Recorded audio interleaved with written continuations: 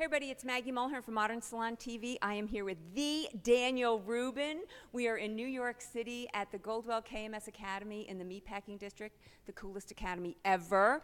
And I just finished judging Color Zoom 2018, which is such an exciting competition, and this was one of the hardest things ever to judge. And Daniel, who won in 2016 the partner category in Stockholm, he points out frequently, what a great place to win something. Yeah. And you are part of creating this trend. Yeah, tell us all about that. So part of the Color Zoom journey is you put together an entry, you make it to the semifinalists, which is where we're at right now, and then shortly in July, in a couple of weeks, we will know who will be representing us for the United States. At that point, then you go on to the international competition, and hopefully we take home another gold win in one or more of the categories, and then they get to go ahead in the following year and create the trend for what is Goldwell's global initiative, which is Color Zoom. And this trend had minerals and jagged edges. Yeah, so this trend was really about raw meets refined, maximal meets minimal, all of those things, fit and flare.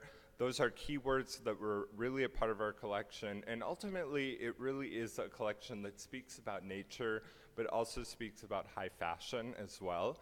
Color Zoom is really tied into representation of what is currently or actually going to be current in fashion, and we translate that into a hair fashion story. And you did a great job. And I was honored to be a judge, and they don't allow Daniel to be a judge because he turns out he knows everybody. I kind of do.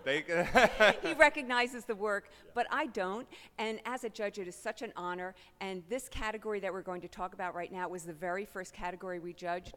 And I remember as the judges, we came in and we were told these are new talent, people with less than 5 years experience, and there was an audible gasp as we walked in because the work is so amazing, and not only celebrating the trend, but model selection, photography, fashion, it really all works. Yeah, and I think new talent is such a special category, and I'm so glad we have it in our competition because it celebrates the hairdresser that has been in the industry less than 5 years, like you said, but the work that they produce, I mean, you guys will get to see, but it's just so elevated. And I think, you know, anybody who's entered in the Color Zoom Challenge and maybe didn't make it, like, let me tell you that your courage and your bravery for entering the competition is to be celebrated. And we here at Goldwell are so happy that you took part in the Elemental Challenge. We hope you'll be a part of it next year.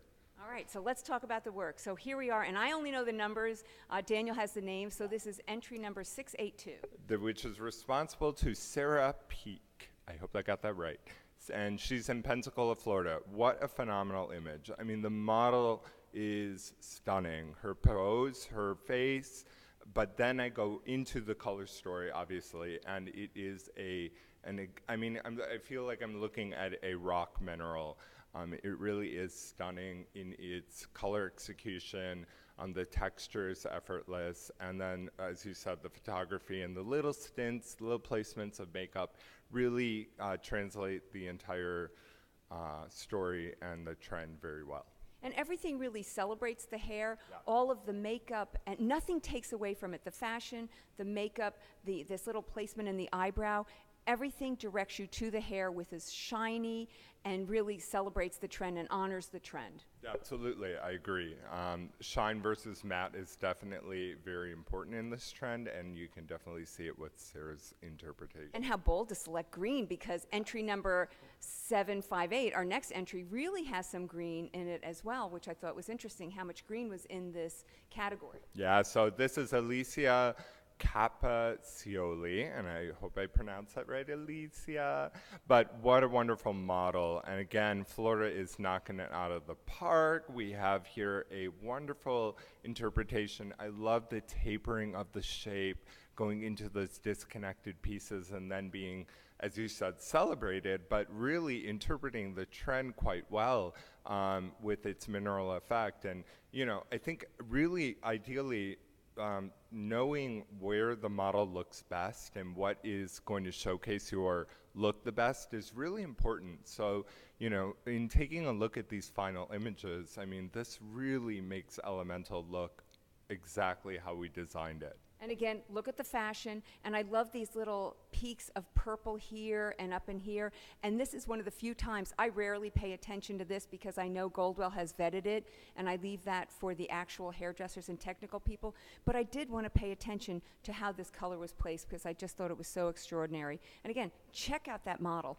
Here's a little tip for everybody out there in photography. Your model can be 4'11", but if she's got a nice long neck, you're going to have a prettier picture. You know, for the live, you maybe want a taller girl, but that neck is extraordinary. Okay, entry 762. And this belongs to Diana Philomena. And again, this is another really cool, bold take on shape to me. I think the color story is downplayed, which actually is good in this interpretation. I love the mineral effect colors, but to me what really speaks is the shape. The shape is so new and different, and it's exactly what we were talking about in Elemental. It has the soft, the jagged edges. It has slight irregularities and slight disconnections, but my God, I think it really suits the model quite well. And just having her pose profile really shows the hair to its best. And even little pieces like this, when people see photographs like this, they're like, oh, that's kind of random. Every strand is placed where the artist wants it to be. And as judges, we just look at that and pay attention and really honor the artist. Here, the fashion, again, we talk about, I will not take off points, but I won't give it extra points because of the fashion. But somehow this worked. However this was photographed, to show something diaphanous and diffused, I thought it was just so pretty and it worked. Yep. And look at that makeup. Oh, it's extraordinary. Okay, 812. And so this belongs to Cecilia Kerr. And what a wonderful shape. I love that it's a round shape. It kind of takes homage, I think, with what we did with Patricia and Renia in terms of shape and showcasing texture, but then a whole new spin on the color effect. I mean, definitely picking up a lot of green wheels in the new talent category, but then showcasing some of those rosy little bits of peachy bits that go into their flared sections and really harmonize utilizing their filtering shade. And the width of this picture is so cool. Most of these, it really shows the hair better if it's from the side, but for this artist to be able to get the look looking straight at us. And another little photo tip, most magazines you'll see on the newsstand, the model is making eye contact, but in the other ones, they still work, but this one, the artist was able to get the hair story out there while the model was making eye contact. Very cool. And the fashion, that, again, another winner. I love your magazine tips. I'm going to kind of hip pocket these so that I can maybe end up on the cover of Modern Salon. Okay. So Elizabeth Edmondson is responsible for entry number 821. And I think this is really special and unique. I love the different color stories. So working into something that is closer to, can't decide if it's bordering along peach or actually going into more of an orangey coral story.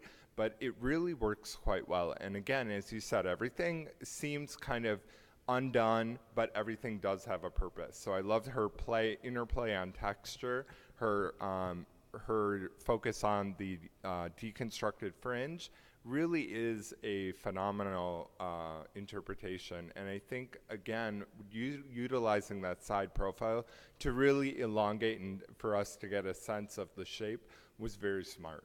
And look at this little thing over here, the little makeup touch on the neck is so cool.